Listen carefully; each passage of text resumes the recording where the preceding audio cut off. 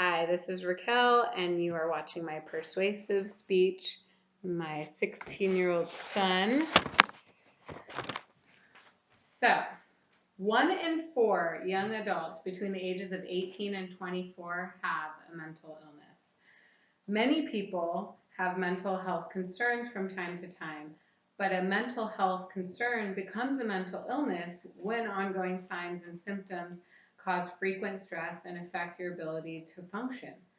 With cancer and health issues on the rise, people need to start caring about what they put in their body and educate themselves on food and other exposures that can harm them, because this can increase their health, happiness, and longevity.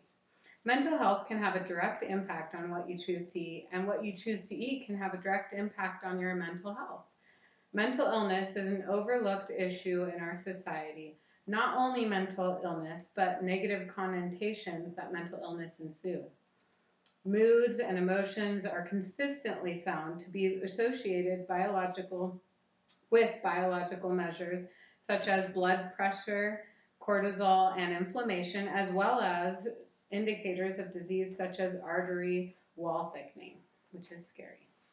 Stressors of college and life in general can cause mental health issues. Repeated stress-induced eating over time may contribute negatively to overall health of an individual, both physically and psychologically. This depends on the individual and the self-control or financial ability to buy healthy food and keep away from the unhealthy food. And I just have some examples. We have some fried chicken, which obviously is not going to feed your body what it needs, and broccoli. Sometimes they don't taste as good, but they're much better for your body. One main argument people make with why they still entertain food that is not good for their body is the taste, just like my example.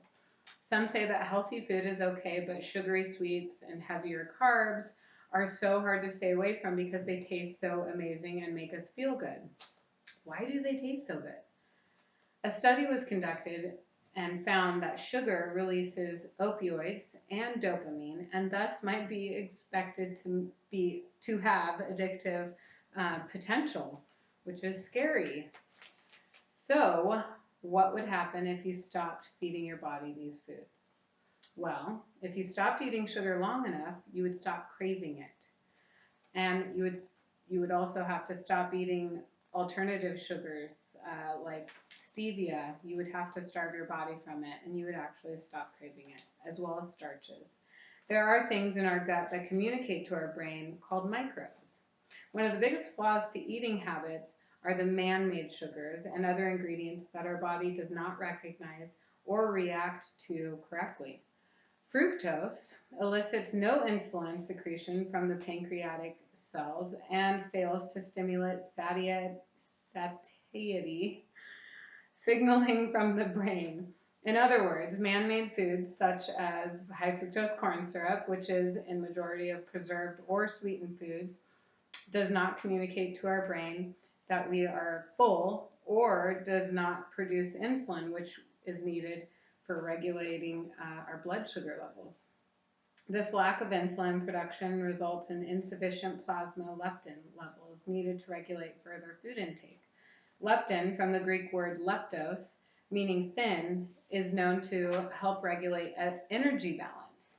This makes sense as to why you feel so weighed down with a lack of energy after eating junk food, especially over days of eating junk food, and you feel more energized when you eat healthy, balanced meals and a diet over a period of time.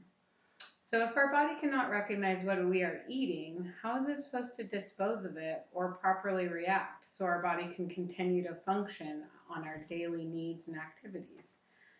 My final complaint, especially for college students and young adults, is the price of non-GMO, organic, or healthier food choices. A gallon of milk in Idaho costs under $3. An organic gallon of milk costs under $6. The health benefits in comparison between the two milks is very large and scary.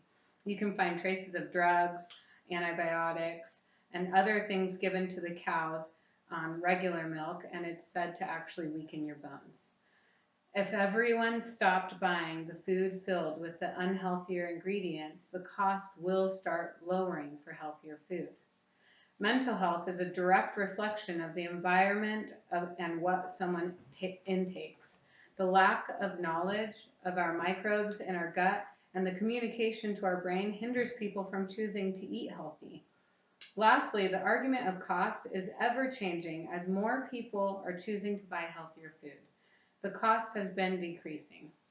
Just because something tastes good does not mean it's good for you.